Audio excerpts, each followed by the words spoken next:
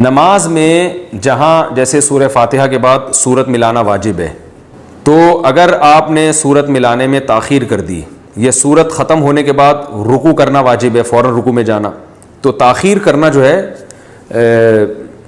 جائز نہیں ہے خاص مواقع پر۔ ہر جگہ ایسا نہیں ہے، بعض مواقع ہیں جہاں تاخیر سے کچھ نہیں ہوتا، تو جہاں تاخیر کرنا ناجائز ہے وہاں نماز میں ایک رکن کے بقدر اگر تاخیر ہوگی تو وہ معتبر تاخیر سمجھی جائے گی، اور وہ رکن ہے رکوع اور سجدے کی 3 تسبیحات۔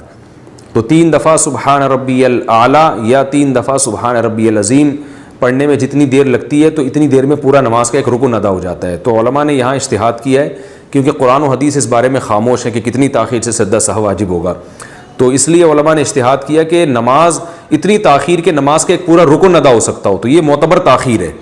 تو نماز کا جو ایک پورا رکن ادا ہوتا ہے وہ 3 دفعہ سبحان ربی الاعلی جب آپ اطمینان سے کہتے ہیں تو پورا ایک سجدے کا رکن ادا ہو جاتا ہے، 3 دفعہ سبحان ربی العظیم جب آپ کہتے ہیں تو رکوع کا ایک پورا رکن ادا ہو جاتا ہے۔ تو اس لیے کم از کم اتنی تاخیر اگر آپ نے کر لی کہ جتنی تاخیر میں آرام سے اطمینان سے 3 دفعہ سبحان ربی الاعلی یا 3 دفعہ سبحان ربی العظیم پڑھا جا سکے، تو پھر ایسی تاخیر سے سجدہ سہو واجب ہو جائے گا۔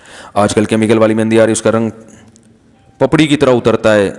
آج کل ایک نیا فتویٰ مارکیٹ میں، اس کے وضو نہیں ہوتا، اگر پانی اس میں نہیں جاتا تو وضو نہیں ہوتا۔ اس کا طریقہ یہ ہے کہ سفید کاغذ پہ وہ کلر لگائیں، جب وہ سوکھ جائے تو اس کو ہٹائیں کلر کو، جب وہ سوکھ جائے تو اس پہ پانی کا قطرہ ٹپکائیں، اگر پانی آر پار جذب ہو جاتا ہے تو اس کا مطلب اس میں پانی جا رہا ہے، اور پانی اوپر ہی رہتا ہے تو اس کا مطلب اس میں پانی نہیں جاتا۔ تو یہ طریقہ ہے کسی بھی کیمیکل کو دیکھنے کے لیے کہ اس سے وضو ہوتا ہے کہ نہیں ہوتا۔ زکوٰۃ مدرسے میں جاتی ہے، یہ ہاسپٹل میں نہیں دی جا سکتی، کیوں؟